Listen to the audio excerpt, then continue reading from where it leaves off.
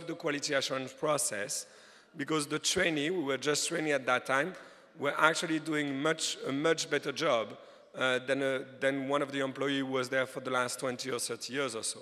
So actually women, because of the attention that they can put to detail, because of the lot of things that they're actually doing differently, can bring a lot of value to the business themselves. So this is what we will try to do as part of this project, is to increase the female workforce participation, which is very low in India. It's less than 27% or so.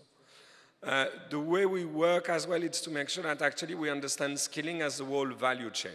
Skilling is not only about the hard skill and then placing people in job, but it actually comprises much more than that. There is a whole ecosystem around it that actually starts with the mobilization and the counseling. What we are promoting is to put back the people at the center of the ecosystem. And for this ecosystem not to be just mechanical and running after numbers and targets. So we are creating a network of career guidance and counseling center because there is a huge information gap and mostly girls and women don't have any clue about what are the opportunities for them. So through the center, they come to the center, then they are tested, psychometric test, aptitude test, and from then there is a counselor that can provide them with this idea of a career path, where they need to go, which skills they need to acquire. And then we create as well the link with the private sector at the early stage possible, even in school, directly in the university and the colleges, where the private sector can come and can interact directly with the students and the young people, so for them to have a better idea of what will their career can be. So this idea of working within the whole value chain doesn't stop only at the mobilization and the counseling, but also goes up to the post-placement, because especially in India, you have a lot of migration, and especially for girls, it's very difficult to migrate from their community to come to the big city. They are generally quite lost, and if there is no supportive system, what happens is that after a few months, they're just going to resign and go back to square one. So the idea is to create that supportive system when they arrive, when they migrate, to make sure that there is safe accommodation, safe transport for girls, so they can really create a conducive environment, so they can really perform in their job and they can be retained in the job. So mostly the work we're going to be doing will be focusing on that, not taking skilling as one component, which is the hard skill, but much more having an holistic approach in terms of development that take skilling as an ecosystem and the whole value chain, and starting from the beginning, the mobilization, the counseling, up to the post-placement support. Thank you. I would like to thank Clement for his invaluable insights from India. And now our next panelist is Ms. Rahel Kassahun, who is the founder and executive director of Africa Unbound. And she will share her valuable knowledge and expertise from Africa, from various countries. In the last 15 years, she has worked for various international organizations, including the World Bank, UNDP, and she also holds a PhD in economics from University of California. Ms. Kassahun, I would like to ask, how can we unleash the creative and entrepreneurial capacities of youth? What are the lessons from your region, Africa? Thank you. Thank you very much, Chair. And thank you for the organizers for inviting me to speak at this very, very interesting summit. So, in addressing the question that you just asked me, how do we unleash the creativity of young people? There are many factors that we need to consider. Unleashing the productivity and creativity of individuals takes a conscientious and sustained engagement and effort at various levels, of course. It starts at the individual level, but also within the family, community, school systems, the private sector, government, civil society, the global community. I launched the Africa Unbound initiative several years ago when I was working for the World Bank in Washington, D.C. I'm an economist by training, as you mentioned, and when I was working for the World Bank, I was mainly working on policy development, policy analysis, and I had a chance to go to many countries and help governments develop strategies and policies. And we were able to develop some really good, in partnership with governments, we designed development strategies and policies. But country after country after country in many regions, the problem was the same. When it comes to implementation, that's where the major challenge was. There are good policies, good strategies that just haven't been, governments didn't know how to implement.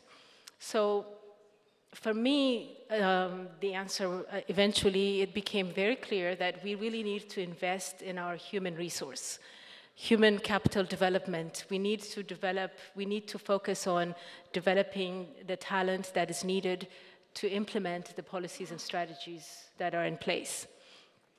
So that's how Africa Unbound was established.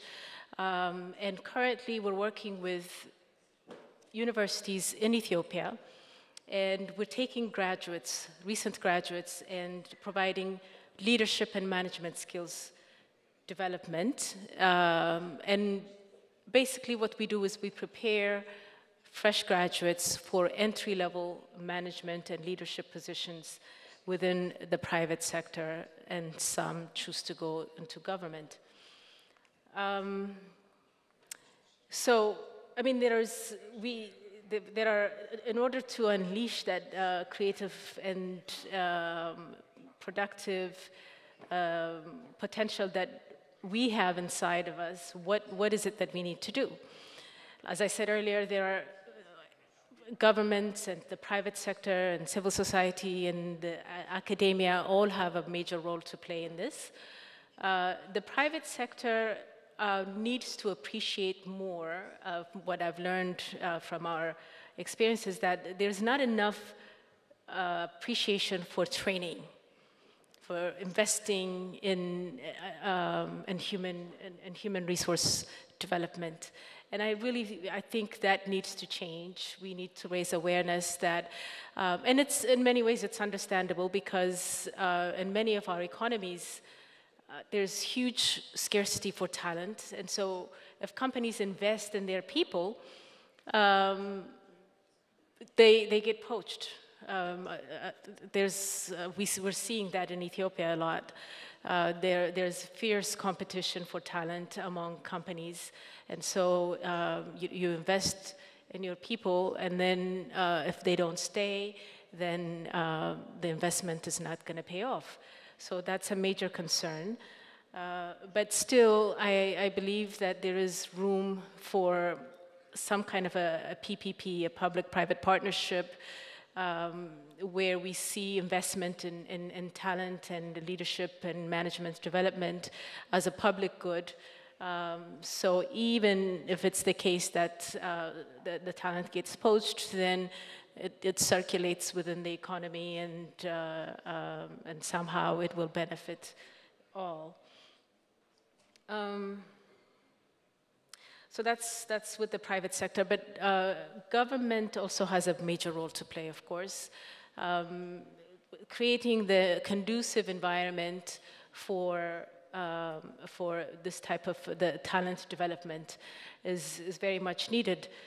As I mentioned earlier, the individual has to also invest in themselves and their own growth and their own development, in taking the trainings and the various development programs that exist.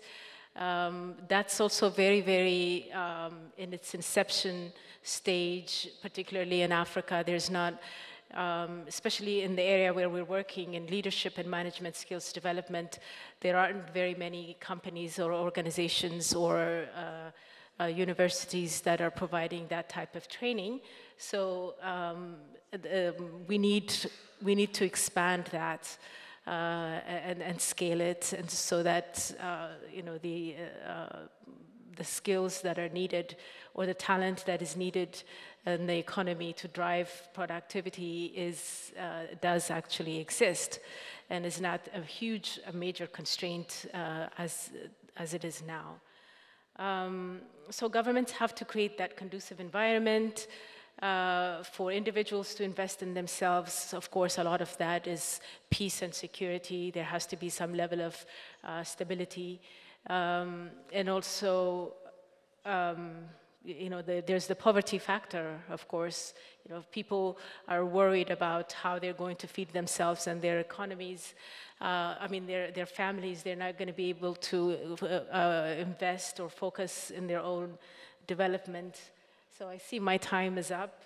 I'll conclude, I'll stop here, and then if there are any questions, I'll be happy to take that on. I would like to thank Ms. Kassahun for this inspiring example from Africa. And now I would like to give floor to Mr. Juan Pablo Napoli. He is the Skills Academy leader of IBM, and he has more than 15 years experience in working with universities, governments, and industry partners in research, innovation, and education programs. Mr. Napoli is currently leading IBM Skills program, Skills Academy program, which is a worldwide initiative and aims to increase the talent pool in high-demand technologies. Mr. Napoli, why are the ICT and science, technology, engineering, mathematics skills are essential for workforce development? And can the business community enhance acquisition of these skills? How they can support the process? Thank you. Yes, the answer is yes. But I have more time to answer. It's okay, thank you. Well, thank you so much for inviting us. I think this is the first time IBM participates on this conference, and we are looking forward to more of these events. This is a very impressive setting, and we are really proud to be part of the summit. Thank you, UNDP, for inviting us. In answer to the question, I want to start by saying that in the last decade, we experienced a disruptive digital transformation across our industries, our economies, and our lives as global citizens. From the advent of social media and communications to ubiquitous changes, access to technology brought by increasingly smaller and powerful mobile devices, this digital transformation is massively impacting citizens all over the world, but even more directly affecting businesses and enterprises as they are at the forefront of technology adoption. Some companies adopt technology as pioneers, testing new channels and models of engagements to reach their customers. Others, reacting to security exposures and infrastructure challenges, do it to stay competitive. But also sometimes as part of acquisitions and growth strategies to expand to other markets and geographies.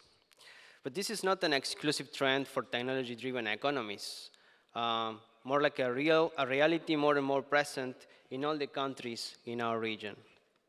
Today, governments are realizing that digital transformation cannot be bought or imported, but it has to be fueled from within, investing in technoparks and innovation centers across the region.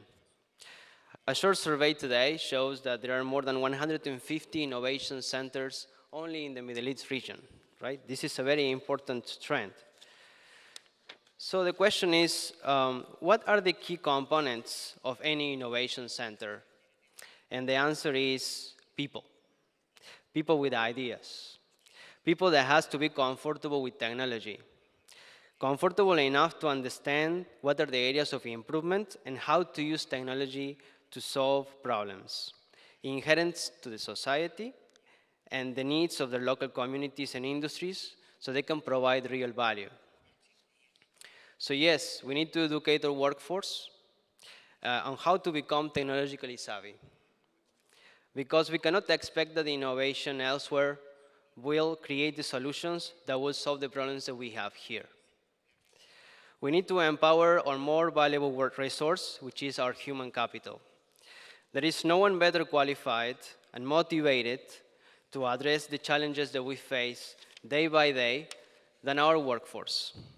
They share our traffic and healthcare problems, our financial needs, and our security challenges. Regarding the second part of your question, is the business community in good position to help? And well, the answer is yes. Especially companies that have a global presence, like IBM, and that invest heavily in the local region and build an ecosystem of partners and businesses that will employ the local workforce. The business has the social responsibility to be at the cornerstone of this transformation, becoming a catalyst for innovation and social development, and bringing the international expertise for a local application. Today, we at IBM are partnering with UNDP to launch a new program in the region. So I'm very proud to say that we are going to be launching this initiative. I think you can see the presentation. So we are actually creating 16 different careers that we have identified that is in high demand in this particular region. The program is created here with expertise and an understanding of the market of this local region. The careers range from cybersecurity to data analytics, to cloud, to mobile, to commerce, and even cognitive computing. Yes, cognitive computing. You think it's far away from being used here, but it's not. We can use it today. So hopefully we can count with your support to reach out to all those communities and industries where there is a dire need for IT literacy and fuel our economies for the betterment of society. I hope that answered the question. Thank you for these key insights, and hopefully next year we will share the results from our program and more about how can we do this with leading companies. And I would like to ask introduce our next panelist, who will share his vast experience and key lessons from India's skills ecosystem. Mr. R.C.M. Reddy is the Managing Director and the CEO of ILNFS Education. Mr. Reddy brings with him 25 years of rich and diverse experience of working with government, private sector, and the multilateral institutions. Under his leadership, ILNFS Education has established presence in about 30,000 schools and reached approximately 15 million students and teachers on a daily basis in India. And Mr. Reddy, based on your experience from ILNFS, how can the private sector contribute to skills development, and how is India harnessing the potential of the private sector in this front? Thank you. Thank you very much. Whether the private sector can contribute to vocational skills development, the answer is yes. But conventionally, the way the private sector role was seen was largely either as an employer or from a philanthropy point of view. But is there a business case for private sector engagement in vocational skills? The experience in India, the experience of ILNFS says, yes, there is a case, business case, for a large-scale format of private sector engagement vocational skills. And typically when I say the private sector role A is an employer. As an employer, whether they are willing to invest in vocational skills, yes, no, yes, wherever they see premium, wherever they see value in skills, they are willing to invest. No, maybe on account of conservative approach of the company. Also, they don't see value in outside training, therefore they don't invest. But by and large, we have seen many companies, when they see value in vocational skills, they tend to invest. Second role of private sector is through philanthropy. As a corporate social responsibility, they would like to train a number of people, often very small. Is it sustainable? Is it scalable? No, obviously. It can have impact, but very limited. And therefore, the role of private sector, I would say that there is an imminent case of actually undertaking training programs, because the private sector is the ultimate beneficiary of the trainings themselves. So what is that we did in India? So before I explain the model, a brief context of India. You know, Clement talked about millions and millions of people entering the workforce. And we have a large number of what we call NEET, not in education, employment, and training, NEET, and millions of them. They need jobs, they need incomes, they need sustainable livelihoods, and they have no time to go through formal education system. If they were, they wouldn't have dropped out of the formal college system. Therefore, we require very innovative solution that would impart skills at very, very shortest possible time, but make them employable. So what we did was, we are by the way of introduction, ILFS, Infrastructure Leasing and Financial Services, is India's largest integrated infrastructure development financing company. Toll roads, power plants, waste management plants, financial services, investment banking, we do everything, but it's owned by institutions, it's a PPP institution by itself. It's not a strictly privately owned, government-owned, institutions-owned company, but we operate like a private sector. So we are a PPP specialist. Therefore, what we thought, why not apply the principles of public-private partnership to address the grand challenges of education, employability, and employment? One of the 3 E's, isn't it? One of the 3 E's is employability. The way we approached, firstly, we created a separate legal entity in partnership with government-promoted nodal organization called National Skill Development Corporation, where we own majority stake, NSDC, they own minority stake there. So what we did, we identified high employment sectors, 15 of them, very, very high employment intensive sectors, which requires large number of people, but who do not require more than 12th grade, maybe 10 years, 12 years of schooling. Once we identify the sectors, we mapped the specific companies